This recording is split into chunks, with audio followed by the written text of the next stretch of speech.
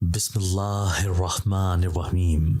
मैं अपने कमरे में बैठी हुई थी और साथ साथ अपनी टांगों को मुसलसल दबा रही थी, जिनमें कल से काफ़ी दर्द हो रहा था क्योंकि मेरी दवाइयाँ ख़त्म हो चुकी थी, जबकि ताई ने इस महीने का खर्चा अब तक अम्मा को ना दिया था।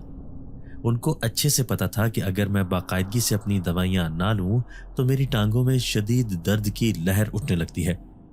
पहले ही मैं एक जानलेवा एक्सीडेंट से बाल बाल बची थी, मगर मेरी बदकिस्मती थी कि इस भयानक हादसे ने मुझे तो सारी उम्र के लिए माजूर ही किया था, मगर साथ में मुझे यतीमी का एक बहुत बड़ा रोग भी दे दिया था।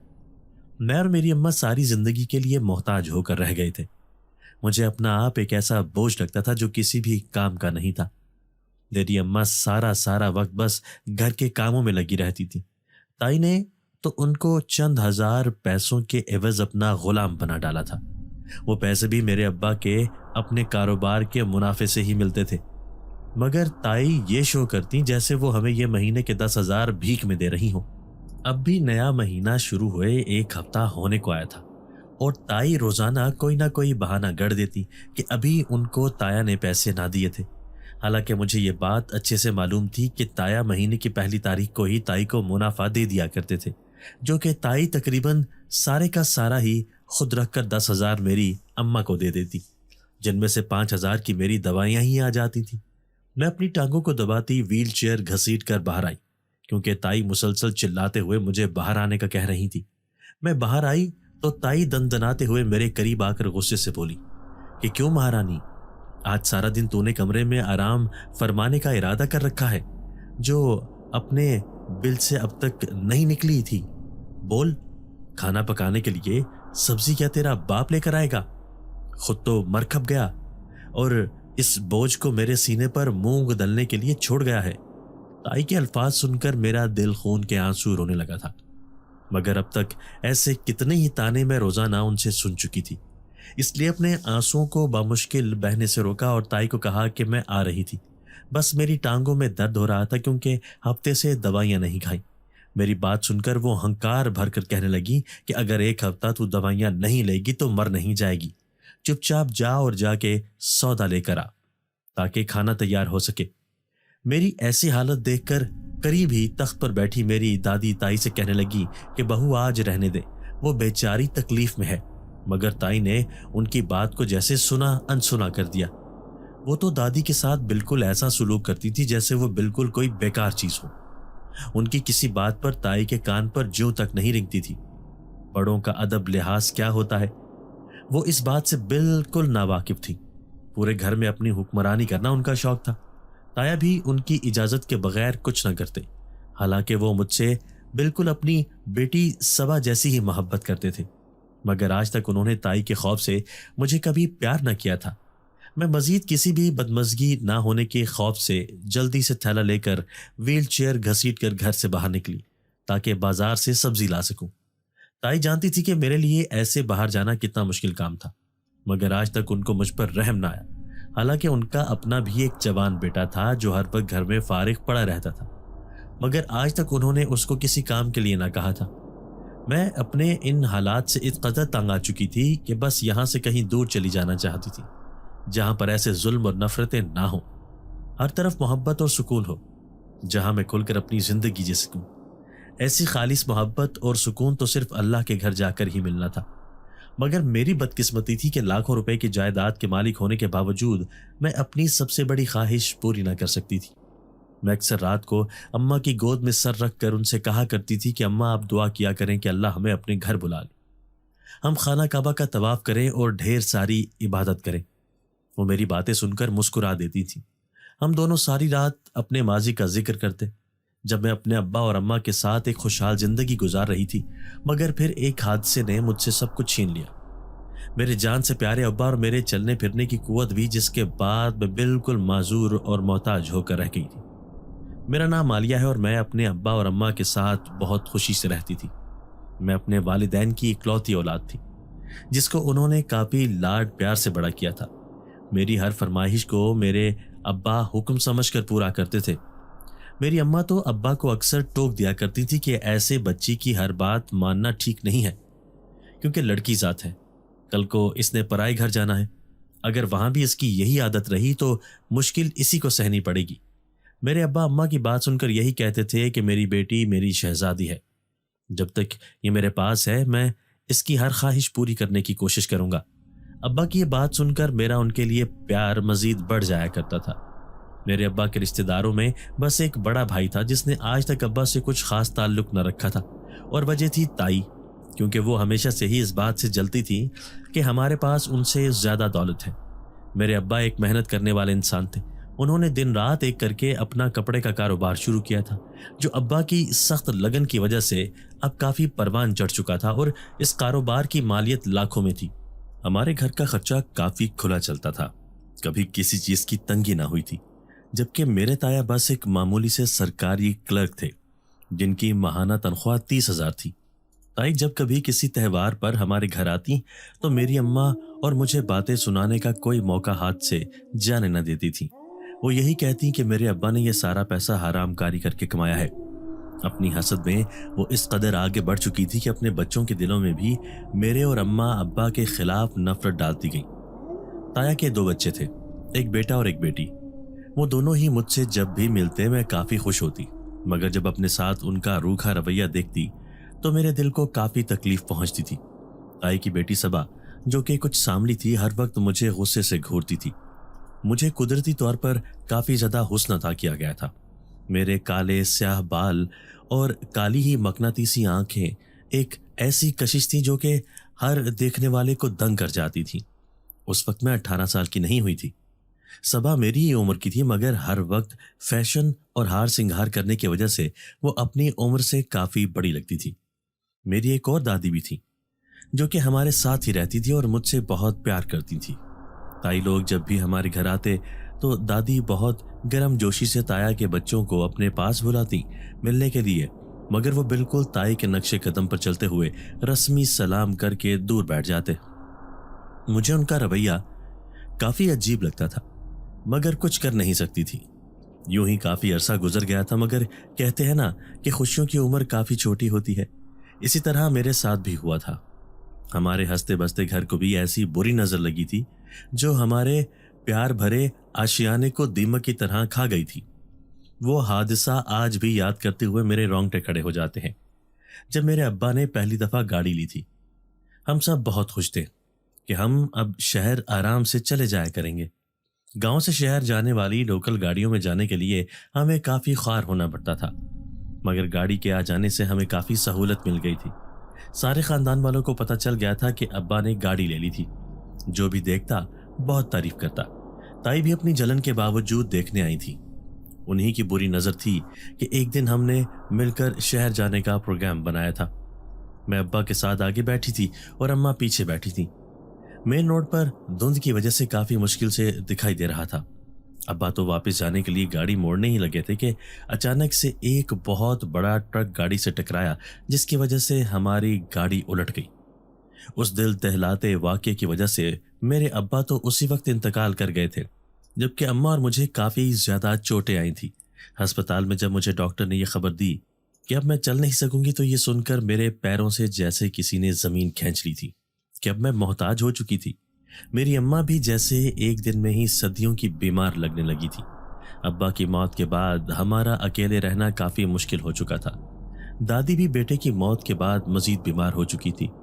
تایا ہم سب کو اپنے ساتھ اپنے گھر لے آئے تھے اور اس گھر کو کرائے پر چڑھا دیا گیا تھا، جس کا سارا کرایہ تائی اپنے پاس رکھتی، یہ کہہ کر کہ ہم سب ان کے گھر میں مفت کی روٹیاں نہیں کھا سکتے تھے، کیونکہ ان کے حالات پہلے ہی کچھ ٹھیک نہ تھے۔ تائی کو تو ابا کی موت کے بعد جیسے سنہری موقع مل چکا تھا اپنی ساری بھڑاس میرے اور اماں پر نکالنے کا، جس میں ان کا پورا ساتھ ان کے دونوں بچے دیا کرتے تھے۔ صبا تو کوئی موقع نہ چھوڑتی مجھے معذوری کا تانا دینے کا۔ وہ جو پہلے ہی میری خوبصورتی اور بے پناہ حسن سے جلتی تھی، اب بس مجھے ایک بوجھ کہہ کر پکارتی۔ میرا دل ان لوگوں کی باتیں سن کر غمگین ہو جاتا تھا۔ میں اپنے پیارے ابا کو ہر وقت یاد کرتی، جنہوں نے مجھے اپنی آنکھ کا تارا بنا کر پالا تھا، کبھی بھی ایک کھروچ تک نہ آنے دی تھی، مگر ان کا سایہ ہمارے سروں سے ہٹتے ہی اس ظالم زمانے نے جیسے ہم پر زندگی تنگ کر دی تھی۔ میری اماں جو کہ ابا کی زندگی میں ملکہ کی طرح رہتی تھی، اب یہاں تائی کے پاس آنے کے بعد تو ان کا حلیہ کسی ملازمہ جیسا ہو گیا تھا۔ میری اماں اور میرے کپڑے دھو دھو کر پہننے کی وجہ سے اپنا رنگ کھو چکے تھے۔ تائی ہمیں جو مہینے کا خرچ دیتی تھی اس میں ہماری ایک وقت کی روٹی ہی بامشکل پوری ہوتی تھی۔ نئے کپڑے لینے کا تو ہم سوچ بھی نہیں سکتے تھے۔ میں اپنے ابا کے لاکھوں کے کاروبار کی اکلوتی وارث تھی، مگر تائی کے گھر میں نوکروں سے بدتر زندگی اپنی ماں کے ساتھ گزار رہی تھی۔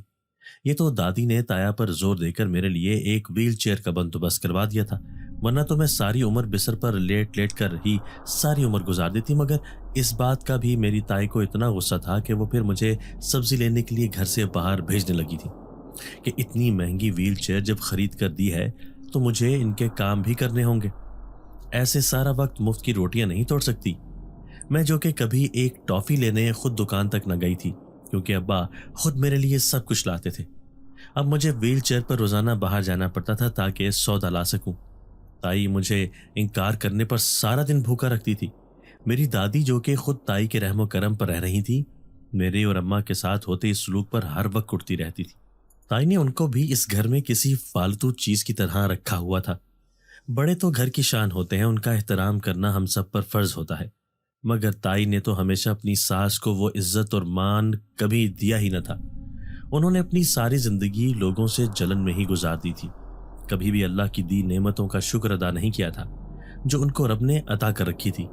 وہ یہی سمجھتی تھی کہ ان کو دوسروں سے کم ملا تھا، اس لیے وہ سب کچھ چھین کر حاصل کرنا اپنا حق سمجھنے لگتی تھی۔ میرے ابا کے کاروبار کا سارا منافع جو وہ ہر مہینے اپنے پاس عطیہ لیتی تھی، اس کی ایک ایک پائی ان پر حرام تھی، جس کا حساب انہوں نے ہر صورت دینا تھا۔ مگر وہ اپنی نفرت میں اس قدر اندھی ہو چکی تھی کہ ان کو کچھ دکھائی نہ دیتا تھا۔ میں اکثر سبزی خرید کر کچھ وقت بازار کے ساتھ ہی ایک سنسان پارک میں اکیلی بیٹھ جایا کرتی تھی اور اپنے رب سے دعا کرتی کہ مجھے اس سب سے دور لے جا، جہاں پر کسی قسم کی نفرت اور دشمنی نہ ہو، میں اپنی ماں کے ساتھ آرام سے رہوں۔ یہاں اس پارک میں ایک چیز میں نے نوٹ کی تھی کہ کوئی بھی دوسرا انسان نہ آتا تھا، حالانکہ بازار ہونے کی وجہ سے ارد گرد کافی رش ہوتا تھا، مگر والدین اپنے بچوں کو سختی سے اس پارک میں آنے سے منع کرتے، کیونکہ ان کا کہنا تھا کہ یہاں پر کسی پر اسرار سایہ کی موجودگی ہے۔ مگر میں اس سب پر یقین نہ کرتی تھی۔ میں بس اس سناٹے میں کچھ دیر لوگوں کی ترس کھاتی نظروں سے دور ہو جانا چاہتی تھی۔ پھر جب کافی دیر اکیلے گزار لیتی تو سبزی کا تھیلا گود میں رکھ کر ویل چیئر گھسیٹ کر گھر آ جاتی۔ ایک دن اسی طرح سبزی لے کر میں گھر آئی تو ہر طرف سناٹا تھا۔ میں نے اماں کی تلاش میں یہاں وہاں دیکھا تو کہیں نہ دکھی۔ پھر یاد آیا کہ آج تو اتوار کا دن تھا، ضرور وہ اس وقت اوپر چھت پر کپڑے دھونے میں مصروف ہوں گی۔ میں اپنی دادی کے کمرے میں جانے لگی تھی کہ کچھ سرگوشیوں کی آواز سنائی دی، جس کی وجہ سے میں کچھ حیران ہوئی کیونکہ وہ آوازیں تایا کے کمرے سے آ رہی تھی۔ تایا تو اس وقت کام پر ہوتے تھے، تو یہ تائی کس کے ساتھ باتیں کر رہی تھی؟ وہ تو اتوار والے دن سارا دن سوتی پڑی رہتی تھی۔ آج ان کے کمرے سے آوازیں سن کر مجھے کچھ عجیب لگا، اس لیے آہستہ سے اس کی طرف گئی تاکہ ان کو بھنک نہ پڑے۔ ان کے کمرے سے ذرا سا جھانک کر سننے کی کوشش کی تو تائی کی باتیں سن کر میرا چہرہ لٹھے کی مانند سفید پڑ گیا تھا۔ وہ اپنے بیٹے فہیم سے یہی کہہ رہی تھی کہ بہت جلد میں عالیہ کے 18 سال کے ہوتے ہی اس سے جان چھڑوانے والی ہوں، کیونکہ اب مزید میں ان ماں بیٹی کا وجود اپنے گھر میں برداشت نہیں کر سکتی۔ ان کو دیکھ کر میرے کلیجے میں آگ لگ جاتی ہے۔ بس کچھ وقت اور ہے۔ تائی کی بات سن کر فہیم جو کہ خود بھی ایک مکار فطرت انسان تھا، کہنے لگا، اماں اگر ان ماں بیٹی کو گھر سے نکال دیا تو وہ جو اتنی بڑی رقم جو اپنے قبضے میں رکھتی ہے وہ بھی چھوڑنی پڑے گی، کیونکہ پھر تو وہ ان کو ہی ملا کرے گی۔ یہ سنتے ہی تائی اپنے بیٹے سے کہنے لگی کہ تجھے کیا میں اتنی بے وقوف لگتی ہوں کہ ایسے ہی اتنی ساری جائیداد کو ہاتھ سے جانے دوں گی؟ میں نے تیرے ابا سے سنا تھا کہ عالیہ کے 18 سال کے ہوتے ہی اس کے باپ کی ساری جائیداد اس کے نام ہو جائے گی، پھر میں کسی نہ کسی بہانے سے وہ ساری جائیداد اپنے نام کروا لوں گی اور کسی کو کانوں کان خبر بھی نہ ہوگی۔ پھر وہ دن ان دونوں ماں بیٹی کا اس گھر میں آخری دن ہوگا۔ یہ کہتے ہی وہ مکروہ کہہ کے لگانے لگی تھی، جو میں یہ دل دہلاتا انکشاف سن کر اپنے منہ پر ہاتھ رکھ کر وہاں رکی نہیں، کیونکہ مجھے ڈر تھا کہ ان لوگوں کو پتہ نہ چل جائے کہ میں نے ان دونوں کی ساری باتیں سن لی ہیں۔ اب میں سمجھی تھی کہ تائی کیوں ہمارے اس گھر میں رہنے پر راضی ہوئی تھی، ورنہ ان کو تو میرا اور اماں کا وجود ایک آنکھ نہ بھاتا تھا۔ وہ تو شروع میں یہ سنتے ہی بھڑک اٹھتی تھی जब ताया ने हम माँ बेटी को अपने घर लाने का फैसला किया था और हमारे घर आकर खूब खरी खरी सुनाई थी कि वो किसी सूरत हमें अपने घर में कदम भी नहीं रखने देंगी, इसलिए उनके घर में रहने का ख्याल हम अपने जहन में हरगिज न लाए। मेरी अम्मा तो ताई की ये बातें सुनकर बिल्कुल राजी न थी वहां जाने को, मगर दिन ब दिन बढ़ती मुश्किलात अकेली सहती वो बहुत ज्यादा निढाल हो गई थी। उनकी ऐसी हालत देखकर मैं चाहने के बावजूद कुछ न कर सकती थी। मुझे और दादी को ऐसे अकेले संभालना उनके लिए बहुत ही अजीयतनाक हो चुका था। ताया हफ्ते में एक मर्तबा आकर हमारी खैर खैरियत ले जाया करते थे, मगर इस बात पर भी ताई को बहुत एतराज होने लगा था। लेकिन एक रोज ताई ताया के साथ हमारे घर आई और हमें अपने घर चलने का कहने लगी। ये बात सुनकर हम पर तो हैरतों के पहाड़ टूट पड़े थे कि आखिर ऐसा भी क्या हो गया था कि वो हमें अपने साथ ले जाने के लिए राजी हो गई थी। मेरी अम्मा ने तो पहले ताई को कहा कि भाभी, हम यहाँ पर सुकून से रह रहे हैं, आप लोगों पर बोझ नहीं बन सकते, मगर ताई ने अम्मा की बात सुनकर मेरी अम्मा को मक्खन लगाना शुरू कर दिया था। मेरी अम्मा जो कि सदा की सादी थी, वो ताई की चालाकी में फौरन आ गई और यूं हम माँ बेटी और दादी उनके साथ अपना कुछ सामान लेकर उनके घर आ गए थे। शुरू के कुछ दिन तो सब ठीक चलता रहा था, मगर फिर आहिस्ता आहिस्ता ताई ने अपने अस्ती रंग दिखाना शुरू कर दिए थे। वो अम्मा से घर के काम काज करवाने लग गई थी। खाना पकाने तक तो बात समझ में आती थी, मगर जब उन्होंने मेरी अम्मा से सारे घर की साफ सुथराई कराने को कहा तो मैंने इतराज उठाया। ताई को तो बस बहाना मिल गया था मुंह खोलने का। उन्होंने उस दिन के बाद से अम्मा के साथ सख्ती करनी शुरू कर दी थी। हर बात पर यही ताने दिया करती थी कि वो उनके टुकड़ों पर पल रहे थे, तो जो उनको कहा जाए बगैर चूंचरा किए करो, वरना उनसे बुरा कोई ना होगा। मेरी अम्मा अच्छे से जानती थी कि सारा खर्चा मेरे अब्बा के पैसे से हो रहा था, मगर सिर्फ इस वजह से खामोश रह जाती कि अब वो तन्हा रहकर मेरा ख्याल नहीं रख सकती थी। उन्हें इस जालिम दुनिया से खौफ आता था कि उनके बाद मेरा क्या होगा। मैंने अपनी माजूरी के बाद अपनी पढ़ाई छोड़ दी थी और अपने कमरे में ही रहकर कुरान का तर्जुमा सीखती और समझती थी। जितनी मैं इस्लामी तालीमात देती जा रही थी तो मेरे अंदर ईमान की कुव्वत पैदा हो रही थी। मेरा ये शौक बढ़ता जा रहा था कि मैं खाना काबा जाऊं और अपने अल्लाह के घर का तवाफ करूं, वहां जाकर उस सुकून को महसूस कर सकूं जो कि एक अरसे से मेरी जिंदगी से रूठ चुका था। मगर अब ताई के ऐसे सफाक मंसूबे सुनने के बाद मेरा पूरा वजूद कांप उठा था। मैं जल्दी से घर से बाहर निकल गई और व्हील चेयर घसीट कर उसी पार्क में चली आई, क्योंकि उस वक्त मुझे सिर्फ तन्हाई दरकार थी। मुझे ये भी समझ न आई कि अब शाम होने लगी थी और अंधेरा हर तरफ फैलने वाला था। इस पार्क के मुतालिक तो मुख्तलिफ बातें मैं सुनती आ रही थी, जिसकी वजह से मैं हमेशा दिन के वक्त ही पार्क जाया करती, मगर आज इतना बड़ा सच सामने आ जाने पर मेरा दिमाग माऊफ हो गया था। मैं बस जल्दी से इस पार्क आई और अपनी मखसूस जगह, जो कि एक कोने में बड़े से दरख्त के पास थी, वहां पर बैठकर ज़ारो कतार होने लगी थी। रोते हुए मेरी हिचकी बन गई थी। कुछ देर बाद मुझे कुछ अजीब सी आहट महसूस हुई तो मैं चौंक गई।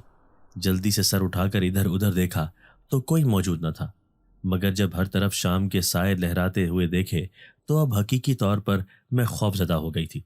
मैं अपनी बेवकूफ़ी में शाम के वक्त यहाँ इस सुनसान पार्क में चली आई थी। अब जब एक पुरस्कार एहसास अपने गिर्द महसूस हुआ तो मेरे रोंगटे खड़े हो गए। इस पार्क में मेरे अलावा जरूर कोई और मौजूद था। हिम्मत करती आखिरकार मैं पीछे मुड़ी तो मेरी आंखें फटी की फटी रह गई थी, क्योंकि मेरे सामने एक लंबा चौड़ा भरपूर मर्द खड़ा था, जिसका कद काफी ऊंचा था और उसने सफेद रंग का लिबास पहन रखा था। वो अपनी सुनहरी आंखों से मुझे ही घूर रहा था। मैं उसके ऐसे देखने से खौफ के मारे पीली पड़ने लगी कि ना जाने वो कौन था और ऐसे अचानक कहां से नमूदार होकर मेरे सामने खड़ा हो गया था। मुझे उसकी आंखों से एक आग सी निकलती महसूस हुई। इतनी रात गए आप इस सन्नाटे में क्या कर रही हैं? अचानक से उस खामोश फिजा में उस आदमी की भारी आवाज गूंजी। मैंने उससे कहा कि मैं यहाँ पर रोजाना आती हूँ। मेरी बात सुनकर उस आदमी ने कहा कि मैं जानता हूँ कि आप रोजाना आती हैं, मगर वो दिन का वक्त होता है, ऐसे शाम को आप यहाँ क्यों आई हैं? उस आदमी की बात सुनकर मेरी हैरत की इंतहा न रही कि आखिर उसको कैसे पता था कि मैं यहाँ इस पार्क में रोजाना आती हूँ और ये किस हद से मुझसे इतने सवालात किए जा रहा था। मैंने उससे पूछा कि आप कौन हैं? मैंने तो आपको आज से पहले इस पार्क में कभी नहीं देखा, तो आपको कैसे पता कि मैं यहाँ हर रोज दिन को आती हूँ? मेरी बात सुनकर वो अजीब से अंदाज में मुस्कुराया। मुझे वो आदमी काफी पुरस्कार लगा था। उसने कहा कि वो इस पार्क का मालिक है और हर वक्त यहाँ मौजूद होता है, اس پارک میں آنے والے ہر بندے کی ساری معلومات اس کو ہوتی ہیں، اور آج سے پہلے یہاں پر کبھی کوئی انسان نہیں آیا سوائے میرے۔ اس آدمی کے منہ سے یہ انکشاف سنتی اب میں باقاعدہ کانپنے لگی تھی۔ لوگوں کی وہ باتیں کہ یہ پارک آسیب زدہ ہے مجھے اس وقت بالکل سچ لگنے لگی تھی، کیونکہ اس آدمی کا کہنا تھا کہ وہ ہر وقت یہاں ہوتا ہے، جبکہ میں نے اس کو آج تک کبھی نہیں دیکھا تھا۔ حالانکہ یہ پارک اتنا بڑا نہیں تھا، چھوٹا سا تھا، اس لیے آرام سے ہر طرف نظر آتا تھا کہ کون کون اس پارک میں موجود ہے۔ اس آدمی کا چہرہ میرے لیے بالکل اجنبی تھا۔ میں نے اس کی طرف دیکھا تو وہ بغیر پلک جھپکائے مجھے ہی گھورنے میں مصروف تھا۔ مجھے اس کی نظروں میں اپنے لیے ایک عجیب سی چمک دکھائی دی، جس کی وجہ سے میرے ماتھے پر پسینے کے قطرے نمودار ہو گئے تھے۔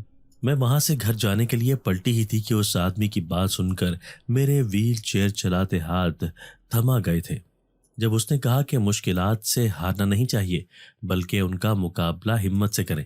اگر آپ کی تائی آپ پر ظلم کر رہی ہیں تو مضبوط بنیں، ورنہ یہ دنیا آپ کو توڑ کر رکھ دے گی۔ میرے اندر دوبارہ پلٹنے کی ہمت نہیں تھی، اس لیے بس جلدی سے وہاں سے گھر آ گئی، کیونکہ مجھے اس آدمی سے خوف آ رہا تھا۔ آخر یہ میرے بارے میں اتنا سب کچھ کیسے جانتا تھا؟ کہیں یہ کوئی پر اسرار مخلوق تو نہیں تھا؟ گھر آئی تو میرے لیے ایک نئی مصیبت تیار کھڑی تھی۔ مجھے اندر آتے دیکھ کر تائی، جو کہ اماں کو باتیں سنا رہی تھی، میری طرف بڑھی اور مجھے بازو سے پکڑ کر جھنجھوڑا۔ بے حیا لڑکی، شام کے وقت آخر تو کیا کرنے گھر سے نکلی تھی؟ بول، کہیں کوئی چاند چڑھانے کا ارادہ تو نہیں ہے تیرا؟ میں اپنی تائی کے ایسے گھٹیا الزامات سن کر دنگ رہ گئی تھی۔ میری اماں بھی بے بس کھڑی تھی، وہ اگر کچھ کہتی تو نقصان ہمارا ہی ہونا تھا۔ مجھے ایک دم سے اس آدمی کی باتیں یاد آئیں جب اس نے مجھے مضبوط بننے کے بارے میں بات کی تھی۔ بے اختیاری میں نے تائی سے کہا کہ میرے اوپر ایسے گندے الزام لگانے سے پہلے آپ اپنی بیٹی کی حرکتوں پر غور کریں تو زیادہ اچھا ہوگا۔ ابھی کل ہی تو میں نے رات کے وقت صبا کو کسی غیر لڑکے کے فون پر پیار بھری باتیں کرتے ہوئے سنا تھا۔ میرا ابھی یہ کہنا ہی تھا کہ تائی نے تیش میں آتے ہی میرے چہرے پر تھپڑوں کی بھرمار کر دی کہ بدذات لڑکی، اب تو میری نیک شریف بچی پر الزام لگائے گی؟ تیری اتنی جرت کہ تو میری بیٹی کے بارے میں ایسی واہیات الفاظ کہے؟ میں تیرا منہ توڑ دوں گی لڑکی۔ تائی کا تو بس نہیں چل رہا تھا کہ وہ مجھے آج مار ہی ڈالتی۔ اماں نے کافی مشکلوں سے ان کو مجھ سے دور کیا تھا اور ہاتھ جوڑ کر ان سے میرے حصے کی معافی مانگی تھی کہ آئندہ ایسا نہیں ہوگا۔ انہوں نے مجھے ایک زوردار دھکا دیا جس کی وجہ سے میں زمین پر گر گئی تھی اور میری ٹانگوں میں بھی بہت درد ہونے لگا تھا۔ چہرے پر جگہ جگہ تھپڑوں کی وجہ سے زخم آ گئے تھے۔ میں روتی ہوئی اپنی قسمت پر ماتم کر رہی تھی۔ آج پہلی بار اپنے حق کے لیے آواز اٹھائی تھی، مگر کیا ہوا؟ کوئی فائدہ نہ حاصل ہوا، الٹا تائی سے اتنی بہت ساری مار کھانی پڑی تھی۔ اب مجھے پتا تھا کہ 2 دن تک تائی نے مجھے اور اماں کو بھوکا رکھنا تھا اور اماں سے جانوروں کی طرح کام کروانا تھا۔ اماں مجھے احتیاط سے ویل چیئر پر بٹھا کر اندر کمرے میں لے آئی تھی اور میری مرہم پٹی کرنے لگی۔ وہ مجھے ڈانٹ بھی رہی تھی کہ مجھے کیا ضرورت تھی بھلا تائی کو ایسے جواب دینے کی اور صبا کے بارے میں وہ سب باتیں کرنے کی۔ میں اماں کو کہنے لگی کہ آپ میرا یقین کریں، میں نے سچ میں صبا کو کسی لڑکے سے باتیں کرتے سنا تھا۔ اس کے عمل کچھ ٹھیک نہیں تھے۔ اماں نے مجھے بس خاموش رہنے کا کہا اور سب کچھ اللہ پر چھوڑنے کا کہتے اپنے کمرے میں چلی گئی۔ میں ساری رات بستر پر لیٹی رہی، مگر مجھے ایک لمحے کے لیے بھی نیند نہ آئی تھی۔ اس پر اسرار آدمی کی باتیں میرے ذہن میں گردش کر رہی تھی۔ میں نے تو اس کی باتوں پر عمل کر لیا تھا، مگر ہمیشہ کی طرح رسوائی ہی میرے مقدر میں آئی تھی۔ ٹانگوں میں درد بھی بہت زیادہ ہو رہا تھا، کیونکہ تائی نے مارتے وقت جان بوجھ کر ان پر لات ماری تھی تاکہ مجھے تکلیف زیادہ ہو۔ میں اب یہ سوچنے لگی تھی کہ کوئی کام ڈھونڈوں تاکہ اپنے لیے کچھ پیسے جمع کرنا شروع کروں، مگر مسئلہ یہ تھا کہ مجھ جیسی معذور لڑکی کو کون کام پر رکھے گا؟ جس سے خود کا بوجھ نہیں سنبھالا جاتا، وہ بھلا کیا کوئی مزدوری کر سکتی تھی؟ مگر پھر بھی کوشش تو کرنی تھی، کیونکہ تائی کے ظلم اب برداشت سے باہر ہو رہے تھے۔ آج چونکہ کھانا کھائے بغیر ہی لیٹی تھی، اس لیے پیٹ میں بھی بھوک سے مروڑ اٹھ رہے تھے، مگر مجبوری تھی کہ مجھے ہر صورت بھوکا ہی سونا تھا۔ اگلے دن میں جب حسب معمول سبزی لے کر گھر جا رہی تھی کہ میری نظر ایک مدرسے پر پڑی جہاں پر بچوں کو قرآن پڑھانے کے لیے کسی کی تلاش تھی۔ وہ لوگ اس کام کا معاوضہ دینے کا بھی کہہ رہے تھے۔ میں اس کاغذ پر ساری معلومات پڑھ کر کافی خوش ہوئی، کیونکہ یہ کام میرے لیے کافی آسان تھا اور ٹائم بھی دن کا تھا، تو مجھے یہاں آنے میں کوئی مسئلہ نہ تھا۔ میں جلدی سے اس مدرسے میں داخل ہوئی تو سامنے ایک بیٹھک تھی، وہاں پر ایک عورت بیٹھی تھی۔ میں نے اس سے جب باہر لگے اشتہار کے بارے میں پوچھا تو اس نے مجھ سے کچھ ضروری معلومات لیں اور کام پر رکھ لیا۔ मैं अचानक से नौकरी मिल जाने पर काफ़ी खुश हो गई थी। वो लोग मुझे महीने का 50,000 रुपये दे रहे थे, जो कि बहुत ज़्यादा रकम थी। मैं अब बाकायदगी से यहाँ पर बच्चों को पढ़ाने आया करती थी। अब मैं जो वक्त उस सुनसान पार्क में गुजारती थी, वो यहाँ इस मदरसे में बच्चों को कुरान पढ़ाने में लगाने लगी। मैंने ताई से ये बात छुपा रखी थी कि मैं कहीं नौकरी करती हूँ, वरना वो मेरी सारी तनख्वाह भी अपने पास रख लेती। अब मैं वापस आते वक्त अपने साथ कुछ न कुछ खाने का सामान ले आती। मैं और अम्मा और दादी के साथ मिलकर पेट भर खाती। मुझे ये काम करते हुए 1 महीने से ऊपर हो चुका था, मगर अब हर वक्त मुझे एक अजीब सी बेचैनी होती, क्योंकि अगले महीने मैं 18 साल की होने वाली थी और अब्बा की जायदाद मेरे नाम हो जाती, जिसको ताई जोर ज़बरदस्ती मुझसे छीन लेती। मैं अम्मा को ये बात नहीं बता सकती थी, वरना वो भी परेशान हो जाती। एक दिन मैं मदरसे में बच्चों को सिपारा पढ़ाकर फारिग हुई थी कि अचानक से यहाँ काम करने वाली वही औरत मेरे पास आई और मुझे कहने लगी कि आपका बहुत शुक्रिया, आपने हमारे मदरसे के बच्चों को कुरान पढ़ाया। ये इस मदरसे के मालिक की तरफ से आपके लिए एक तोहफा है, इसको कबूल कर लें। वो औरत अपनी नज़रें नीचे रखते हुए मेरे आगे कागज़ी लिफाफा पेश करने लगी। मैं समझी कि शायद मेरी अगले महीने की तनख्वाह होगी, मगर अभी तो अगला महीना ख़त्म होने में टाइम था। मगर उसके असरार करने पर मैं राज़ी हो गई और जब वो लिफाफा खोल कर देखा तो मेरे पैरों तले से ज़मीन खिसक गई। वो मेरी अगले महीने की तनख्वाह नहीं थी, बल्कि उम्रे के 2 लोगों के टिकट थे। मुझे अपनी आंखों पर यकीन न आया था कि इस मदरसे का मालिक इतना मेहरबान था कि वो मुझे इस काम के लिए इतना खूबसूरत तोहफा देगा।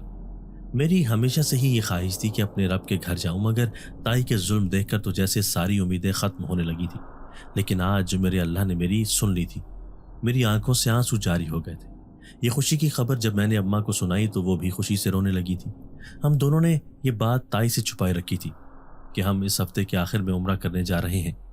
मैं सारे ज़रूरी सामान ताई की गैर मौजूदगी में ख़रीद लाई थी।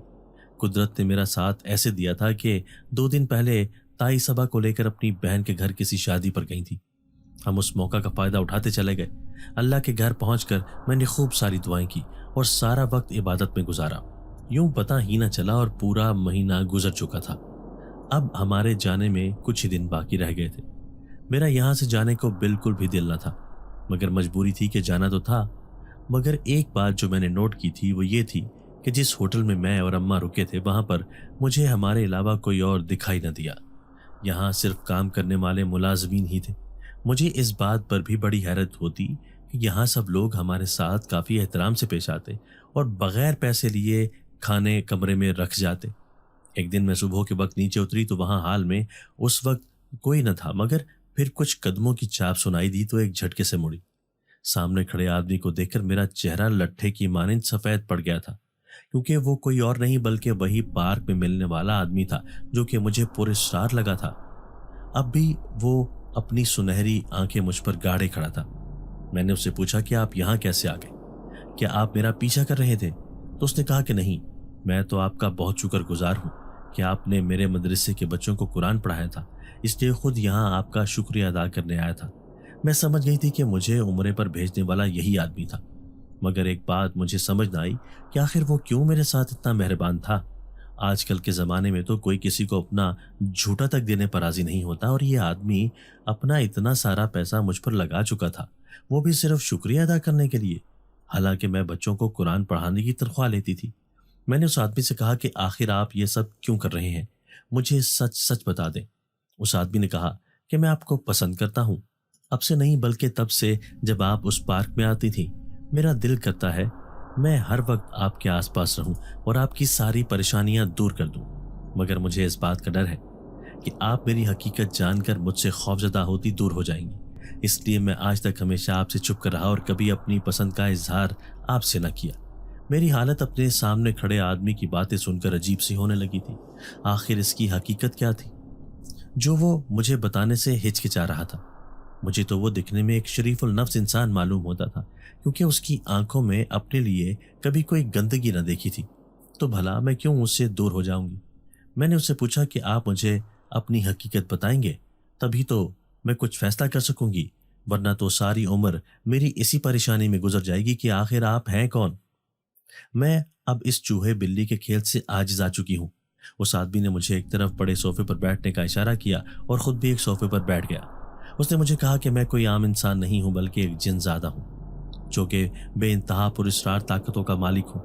मगर मेरी मजबूरी है कि मैं सालों से इस इंसानी दुनिया में रह रहा हूं क्योंकि मेरे कबीले में ही एक काली ताकत भेस बदल कर घूम रही है जो अपने काले अमलों से मेरी रियाया को मारकर भस्म करती जा रही है।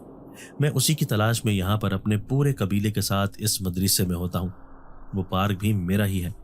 आपने उन जिनजात बच्चों को कुरान पढ़ाकर मुझ पर बहुत बड़ा एहसान किया है जिससे उनकी ताकत में इजाफा हुआ है। अब हम सब मिलकर अमल करके इस काली ताकत का खात्मा करेंगे।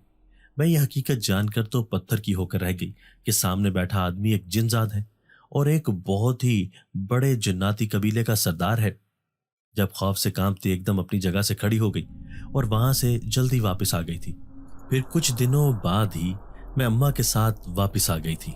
घर आए तो ताई ने हमें घर में आते देखकर बहुत बाबेला मचाया, मगर अभी उनका चूंकि मकसद पूरा ना हुआ था इसलिए उन्होंने हमें घर से ना निकाला। जिंदगी एक मर्तबा फिर से वैसी ही हो गई थी, मगर अब मुझे हर वक्त ऐसा महसूस होता था जैसे कोई मेरे साथ होता था। रात के वक्त भी एक साया कई मर्तबा अपने कमरे में देख चुकी थी। पहले पहल तो मैं खौफ की वजह से सारी रात ना सो सकती थी, मगर फिर आहिस्ता आहिस्ता मुझे समझ आ गई थी कि यह वही जिनजात था जो साए की तरह मेरे साथ होता था, मगर वो कभी भी इंसानी रूप में मेरे सामने दोबारा ना आया था। अब तो मैंने घर से फालतू निकलना बंद कर दिया था। बस सब्जी लेने ही जाती थी और फौरन अपने कमरे में आ जाती थी। मैं 18 साल की हो चुकी थी, इसलिए ताई अब हर वक्त इसी ताक में रहती थी कि मुझे अकेला देखकर जबरदस्ती उन जायदाद के कागजात पर साइन करवा ले। मगर हमेशा ही कुछ न कुछ ऐसा हो जाता कि वो अपने इस घिनौने काम में नाकाम रह जाती थी। एक दिन अम्मा छत पर कपड़े धो रही थी जबकि मैं अपने कमरे में बैठी कुरान पढ़ रही थी।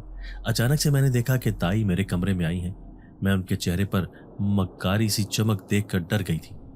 वो जरूर कुछ बुरा करना चाहती थी, इसलिए उन्होंने कमरे में आते साथ ही मेरे बाल चोटी से पकड़े और जल्दी से मुझे कुछ कागजात पर साइन करने का कहने लगी। मैंने उसी वक्त नफी में सर हिलाया कि मैं कभी भी अपने अब्बा की मेहनत से किया गया कारोबार उनके कब्जे में जाने नहीं दूंगी। ताई ने मेरे इनकार करने पर जन्नाटेदार थप्पड़ मेरे मुंह पर मारा और मुझे दोबारा से वही करने का कहने लगी, मगर मेरे एक ही इनकार पर उन्होंने मुझे जोरदार धक्का दिया जिससे मैं जमीन पर गिरती कराहने लगी थी। मैं अपनी अम्मा को बुलाने लगी मगर वो छत पर थी जिसकी वजह से उन तक मेरी आवाज नहीं जा सकती थी। ताई मुझे कोने में रखे डंडे से मारने ही लगी थी कि मैंने खौफ से जर्द पड़ते ही अपनी आंखें बंद कर ली थी। अब मेरे अंदर खुद को बचाने की जरा ताकत ना बची थी। इस माजूरी ने मुझसे मुकाबला करने की हिम्मत वैसे ही छीनी हुई थी, मगर जब कुछ देर बाद ताई के चिल्लाने की आवाज आई तो मैंने एक झटके से आंखें खोली। सामने ही ताई जमीन पर औंधे मुंह लेटी थी और दर्द से कराहती जा रही थी और यही कह रही थी कि मुझे मत मारो। मैं इधर उधर देखने लगी कि कमरे में तो हमारे अलावा और कोई मौजूद न था, तो फिर कौन इनको ऐसे मार रहा था। मगर जब जहन में अचानक से उस जिनजात का ख्याल आया जिसने कहा था कि वो साया की तरह मेरे साथ होता है, इसका मतलब ताई को उसी ने रोका हुआ था मुझे नुकसान पहुंचाने से। कुछ देर बाद ताई खौफ से कांपती उठी और बगैर मुझे देखे कमरे से भाग गई। उस दिन के बाद कई दिन तक ताई ने मुझसे कोई पंगा नहीं लिया था। वो मुझसे दूर दूर ही रहती थी। जब कभी भी मुझे सहन में आते देखती तो मुझसे बात न करती, बस अम्मा से ही काम का कहकर अपने कमरे में चली जाती। उनके चेहरे पर मुझे देखते ही खौफ के साए मंडलाने लगते थे। मैं तो बस इस बात को लेकर शुक्र कर रही थी कि अब कम से कम वो मुझसे जबरदस्ती नहीं कर सकेंगी, मगर मुझे पता था कि वो ऐसे इतना अरसा चुप रहने वाली न थी। मैं एक दिन बाजार से सब्जी लाकर किचन में रखने जा रही थी कि अंदर से ताई की आवाज आई जो कि सबा से कह रही थी कि आलिया पर किसी अनदेखी मखलूक का साया है। वो किसी आमिल से मेरे लिए कोई खतरनाक तावीज बनवाने का कह रही थी जिससे मैं उस आमिल के वश में हो जाऊंगी और वो ताई की मदद करेगा जायदाद उनके नाम करने में। ताई ने उस आमिल को एक बड़ी रकम देनी थी पूरा काम हो जाने पर। यह सब सुनकर मेरा हाल ऐसा था कि काटो तो बदन में लहू नहीं। मैं जल्दी से अपने कमरे में आ गई थी और दरवाज़ा को ताला लगा दिया था। मुझे अब ज़रूर कुछ न कुछ करना था ताकि ताई को इस आमिल के पास जाने से रोक सकूं और वो अमल न कर सके, मगर ये सब मैं अकेली नहीं कर सकती थी। मुझे किसी की मदद चाहिए थी। अम्मा को भी कुछ नहीं कह सकती थी क्योंकि वो कभी भी ताई का मुकाबला नहीं कर सकती थी। सारी रात मैं करवट पर करवट बदलती रही, मगर एक लम्हे को भी मुझे नींद न आई। सुबह के करीब जाकर मेरी आंख लगी थी। پھر مگر جلد ہی فجر کی اذان سے کھل گئی تھی۔ میں نماز پڑھنے کے بعد کافی دیر دعائیں مانگتی رہی تاکہ کوئی حل مل سکے۔ جب کافی دیر تک دعا مانگ کر دل کچھ ہلکا ہوا تو اٹھ کر اور باہر نکل آئی۔ آج تائی صبح سویرے ہی جاگی ہوئی تھی۔ وہ اماں کو جلدی جلدی ناشتہ بنانے کا کہہ رہی تھی کیونکہ ان کا کہنا تھا کہ ان کو کہیں جانا تھا۔ پھر میں سمجھ گئی تھی کہ ضرور انہوں نے اس عامل کے پاس ہی جانا تھا۔ اماں جب تک ناشتہ بناتی رہی تھی تو وہ نہانے چلی گئیں۔ میں ابھی پریشان سی ان کو گھر سے نکلنے سے روکنے کے بارے میں سوچ ہی رہی تھی کہ ایک دم سے تائی کے چلانے کی آواز کمرے سے آئی۔ جب میں اماں کے ساتھ ان کے کمرے میں گئی تو وہ اپنے جلے ہوئے کپڑے ہاتھ میں تھامے کھڑی تھی۔ ان کا چہرہ تیش کی وجہ سے سرخ انگارہ ہو رہا تھا۔ وہ اماں پر چیختی گئی کہ تمہاری ہمت کیسے ہوئی میرا اتنا قیمتی جوڑا جلانے کی، جبکہ اماں یہی کہہ جا رہی تھی کہ انہوں نے احتیاط سے کپڑے استری کر کے ایک طرف رکھ دیے تھے۔ ان کو نہیں معلوم تھا کہ یہ کیسے جل گئے تھے۔ تائی کا موڈ بری طرح خراب ہو چکا تھا۔ میں سمجھی تھی کہ شاید اب وہ اپنا جانے کا ارادہ ملتوی کر دیں گی، مگر یہ میری خام خیالی تھی کیونکہ وہ تو دوسرا جوڑا نکال کر تیار ہونے چلی گئی تھی۔ ہم دونوں باہر آ گئے تھے۔ اماں تو ناشتہ دسترخوان پر لگانے لگ گئی تھی جبکہ کمرے میں آ گئی تھی کیونکہ اب میرے بس میں کچھ نہ تھا۔ تائی کو روکنا میرے لیے بہت مشکل تھا۔ میں سب کچھ اپنے رب پر چھوڑ چکی تھی۔ اماں مجھے ناشتہ کرنے کا کہنے آئی تھی مگر میرا دل ہر چیز سے اچاٹ ہو گیا تھا کیونکہ تائی اب بس گھر سے جانے کو تیار تھی۔ مگر میری حیرت کی اس وقت انتہا نہ رہی جب تائی کی آوازیں آئیں۔ وہ یہی کہتے ہوئے فریاد کر رہی تھی کہ ان کا پیٹ بہت زیادہ درد کر رہا تھا اور ساتھ میں اماں کو کوستی جا رہی تھی کہ انہوں نے ہی ناشتے میں کچھ نقصان دہ چیز ملائی تھی جس سے ان کے پیٹ میں درد کی شدید لہر اٹھ رہی تھی۔ وہ اماں اور مجھے اپنے درد کے باوجود بد دعائیں اور غلیظ گالیاں بکتی جا رہی تھی۔ مجھے ان کو دیکھ کر کسی پاگل کا سا گمان ہو رہا تھا کیونکہ وہ اپنے ہوشوں میں نہیں تھی۔ میں نے ان کی خراب ہوتی حالت دیکھی تو صبا کو آواز لگا دی جو کہ اپنے کمرے میں مزے سے سو رہی تھی۔ اس نے ہی پھر اپنے بھائی فہیم کی مدد سے ان کو ہسپتال پہنچایا۔ میں تو ایک ہی دن میں اوپر نیچے پیش آنے والے ان دل دہلاتے واقعات کو دیکھ کر حد سے زیادہ خوفزدہ ہو گئی تھی کہ آخر کون یہ سب کر رہا تھا۔ ضرور اس کے پیچھے اسی اندیکھی مخلوق کا سایہ تھا جو کہ میری مدد پر اصرار طریقے سے کر رہا تھا تاکہ تائی اس عامل کے پاس نہ جا سکے۔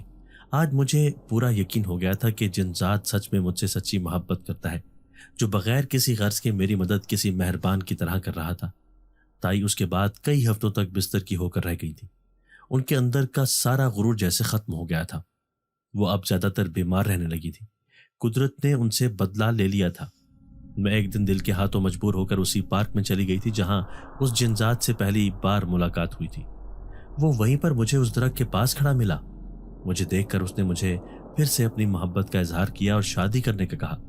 میں اس کی اس خلوص بھری محبت کو رد نہ کر سکی اور خوشی خوشی راضی ہو گئی۔ یوں کچھ ہی عرصے میں میری شادی اس جنزات سے ہو گئی تھی۔ اب میں اپنی اماں اور دادی کو لے کر اس جنزات کے ایک بہت بڑے گھر میں آ گئی تھی جو کہ یہاں اس آبادی سے کافی دور تھا۔ میں اب مطمئن اور پرسکون ہو گئی تھی۔ دوستو، اگر آپ کو آج کی ہماری یہ ویڈیو پسند آئی ہے تو اسے لائک کیجئے اور اسے اپنے پیاروں کے ساتھ شیئر ضرور کیجئے گا۔ اور ہاں، اگر آپ نے ابھی تک ہمارا چینل سبسکرائب نہیں کیا تو ہمارا چینل سبسکرائب کر دیجئے اور بیل آئیکن بھی پریس کر دیجئے تاکہ ہماری ہر نئی آنے والی ویڈیو آپ کو بر وقت مل سکے۔ اللہ حافظ۔